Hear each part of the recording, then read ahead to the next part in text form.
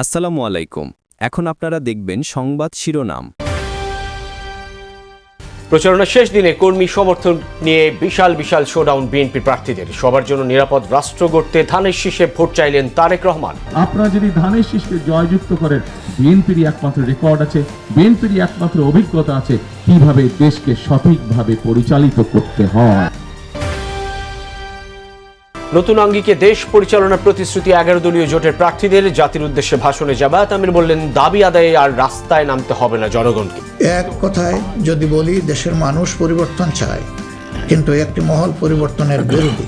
কারণ পরিবর্তন হলেই তাদের অপকর্মের পথ বন্ধ হবে, মানুষের অধিকার কেড়ে নেওয়ার সুযোগ থাকবে না। ভোটের মাধ্যমে রাজনৈতিক কাঠামোতে অভূতপূর্ব পরিবর্তনে আসা প্রধান উপদেষ্টার। নির্বাচনে কারো হাতিয়ার হবে না পুলিশ। স্বাভাবিক সময়ের চেয়ে ভালো পরিবেশ চলতেছে, ক্রাইম নাই, ল অ্যান্ড অর্ডার সমস্যা নাই, রাস্তা ব্লকিং নাই, খুবই ভালো পরিবেশ। ট্রান্সপারেন্সি, যে গভর্নমেন্ট যত ট্রান্সপারেন্ট তার ততটা পাবলিক অ্যাকসেপ্টেন্স থাকে। ভোট কেন্দ্রে মোবাইল ফোন নিষিদ্ধের সিদ্ধান্তে তুমুল সমালোচনার মুখে ইসি। সাংবাদিক ও পর্যবেক্ষকরা নিতে পারবেন, জানালেন সচিব। আসসালামু আলাইকুম। এখন দেখবেন সংবাদ বিস্তারিত।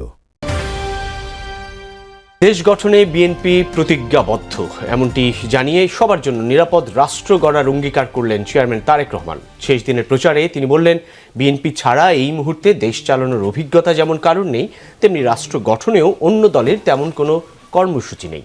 এমনকি জনরায়ের পক্ষে এবং দলের পক্ষে তিনি জনরায়ের অনুরোধ করে বললেন, স্বাধীনতা, সার্বভৌমত্ব, মানুষের ভাগ্য পরিবর্তনের প্রতীক ধানের শীষ। ঢাকা মহানগরীর দক্ষিণের সংসদীয় আসনগুলোতে পথসভা করে দায়িত্ব পেলে রাজধানী নাগরিক সংকট সমাধান সহ একটি জনবান্ধব দেশ গড়ার প্রতিশ্রুতিও দেন বিএনপি চেয়ারম্যান। থেকে শুরু আনুষ্ঠানিকভাবে গণমানুষের কাছে যাওয়ার, কথা শোনার আর দলের পরিকল্পনা তুলে ধরা। 2 সপ্তাহের বেশি ছুটি বেরিয়েছেন নগর থেকে মহানগরে। রাজধানীতে 2 দিনের গণসংযোগের শেষ দিনে বিএনপি চেয়ারম্যান মহানগর দক্ষিণের সংসদীয় আসনগুলো শুরুটা হয় নিজ আসর ঢাকা 17-র বনানী মাঠের পথসভার মাধ্যমে। উপস্থিত জনতার কাছে এই এলাকার নিজের জন্ম ইতিহাস, মায়ের সংগ্রাম আর উত্তরসূরিদের বেড়ে ওঠার কথা জানান তারেক রহমান। ঘরের ছেলে দাবি করে ধানের শীষের পক্ষে ভোট চান তিনি। বলেন, বিএনপি দেশ ও জনগণকে ছেড়ে যায় না। আপনারা যদি ধানের শীষকে সমর্থন দেন, আপনারা যদি ধানের শীষকে জয়যুক্ত করেন, ইনশাআল্লাহ বিএনপির একমাত্র রেকর্ড আছে। এই মুহূর্তে যত রাজনৈতিক দল আছে, সেই রাজনৈতিক দলগুলোর মধ্যে বিএনপির একমাত্র রেকর্ড আছে, বিএনপির একমাত্র অভিজ্ঞতা আছে কিভাবে দেশকে সঠিকভাবে পরিচালিত করতে হয়। তার সেই অভিজ্ঞতাকে কাজে লাগিয়ে ইনশাআল্লাহ বাংলাদেশের রাষ্ট্র পুনর্গঠনের কাজে ইনশাআল্লাহ সামনে দিবে, হাত দিবে ইনশাআল্লাহ বিএনপি সরকার গঠন করলে। আমরা চাই এমন একটি বাংলাদেশ গড়ে তুলতে, যেই বাংলাদেশে যে কোনো মানুষ, একজন নারী হোক, একজন পুরুষ হোক, নির্বিঘ্নে নিরাপদে যাতে দিনের যে কোনো সময় রাস্তাঘাটে চলাফেরা করতে পারে নিরাপদে। এরপর ঢাকা 10 আসন ধানের শীষের প্রার্থী শেখ রবিউল আলমের হাতে প্রতীক তুলে দেন তারেক রহমান। 8 আসনের মির্জা আব্বাসের পথসভায়ও যান বিএনপি চেয়ারম্যান। বিশাল উপস্থিতির পথসভা রূপ নেয় সমাবেশে। দলের পরিকল্পনা তুলে ধরে তিনি বলেন, অনেকে বাহাবাবেতে সুন্দর সুন্দর কথা বললেও আদতে দেশ নিয়ে তাদের কোনো কর্মসূচি নেই। অনেকেই অনেক বড় বড় কথা বলতে পারে, হাততালি পাওয়ার জন্য, হাততালি দেওয়ার জন্য। সুন্দর কথা বলা অনেক সহজ কাজ। কোথায় তাদের পরিকল্পনা? শুধু বড় বড় কথা আছে। দেশ চালানোর জন্য দরকার কর্মসূচি। কোথায় তাদের কর্মসূচি? দেশ চালানোর জন্য অভিজ্ঞতার প্রয়োজন। তাদেরই তো বন্ধু বান্ধব। গত 1-1.5 বছর যাবৎ দেখেছি আমরা সরকারের অংশ ছিল। সততা, ইনসাফ, দক্ষতা ও কর্মসংস্থান সৃষ্টিকে হ্যাঁ আর দুর্নীতি, আধিপত্যবাদ ও চাঁদাবাজিকে না চাইলে দেশবাসীকে দাঁড়িপাল্লায় ভোট দেওয়ার আহ্বান জানিয়েছেন জামায়াতের আমির ডক্টর শফিকুর রহমান। বাংলাদেশ টেলিভিশনে জাতির উদ্দেশ্যে নির্বাচনী ভাষণে তিনি বলেন, বিভেদ ও বিভাজনের রাজনীতিমুক্ত দেশ চান তারা। জামায়াত ক্ষমতায় এলে নারীরা সবচেয়ে নিরাপদ থাকবে, শুধু ঘরেই নয়, নারীরা মূলধারার রাজনীতিতেও থাকবে বলে জানান ডক্টর শফিকুর রহমান। আমির বলেন, ন্যায় বিচার প্রতিষ্ঠায় জামায়াত অঙ্গীকারবদ্ধ। ভাষণে রোহিঙ্গা প্রত্যাবাসন, দেশের সব ধর্মের মানুষের মৌলিক অধিকার ও প্রবাসীদের রাষ্ট্রীয়ভাবে অধিকার নিশ্চিত করার প্রতিশ্রুতি দেন জামায়াতের আমির। তাবলিগ জামায়াতের কর্মীদের দেশ গঠনে জামায়াতের পক্ষে কাজ করার আহ্বান জানিয়ে তিনি বলেন, জামায়াত ক্ষমতায় এলে কেউ অন্যায়ভাবে তাদের বিভিন্ন ট্যাগ দিয়ে হত্যা করতে পারবে না। সবশেষ নির্বাচনী প্রচারণায় জামায়াত নেতাকর্মীদের আচরণে কেউ কষ্ট পেলে ক্ষমা চেয়ে 11 দলীয় জোটের প্রার্থীদের ভোট দিয়ে জয়ী করার আহ্বান জানিয়ে ভাষণ শেষ করেন। আমরা ক্ষমতায় এলে নারীরা কেবল ঘরের ভেতরে নয়, সমাজের মূলধারার নেতৃত্বে থাকবেন সগৌরবে। কর্পোরেট জগৎ থেকে রাজনীতি সবখানে তাদের মেধার মূল্যায়ন হবে কোনো বৈষম্য ছাড়াই। আমরা এমন এক দেশ গড়ার প্রতিশ্রুতি দিচ্ছি যেখানে কোনো মা বোনকে মেয়েকে নিরাপত্তাহীনতায় ভুগতে হবে না। আমাদের সন্তানদের হাতকে আমরা দক্ষ কারিগরের হাত হিসেবে গড়ে তুলতে চাই।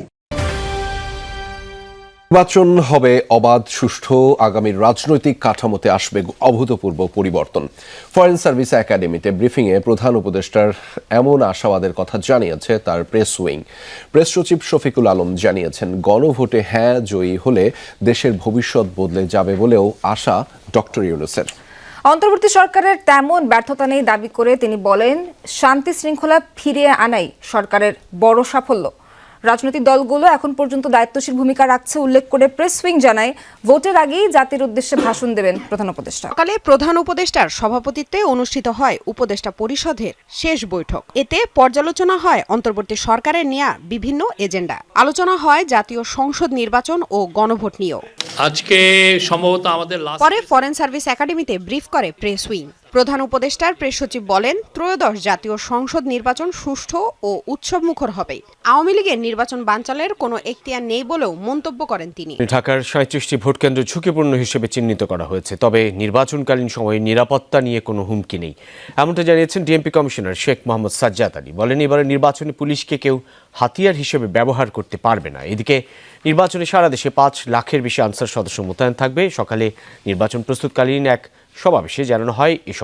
ঢাকা মেট্রোপলিটন পুলিশের নিরাপত্তা পরিকল্পনা নিয়ে এই সংবাদ সম্মেলন। সুবিধাজনক স্থানে মোতায়েন থাকবে স্পেশাল রিজার্ভ ফোর্স। ডিএমপির মিডিয়া সেন্টারে ব্রিফিংয়ে হাজির হন কমিশনার শেখ মোহাম্মদ সাজ্জাদ আলী। কথা বলেন নির্বাচনকালীন নিরাপত্তা ও সমসাময়িক ঘটনা নিয়ে। দায়িত্ব পালন করে এমন একটি মানদণ্ড স্থাপন করব।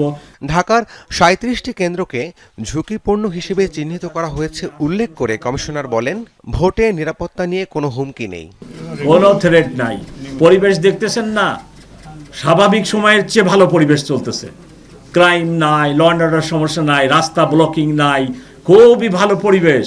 3 কোটি লোকের শহর, এরূপ একটি শহরে আমরা পুলিশিং করি। তো এখন যে আপনারা দেখতেছেন ল অ্যান্ড অর্ডার এবং ক্রাইম সিচুয়েশন, আমি তো মনে করি চমৎকার।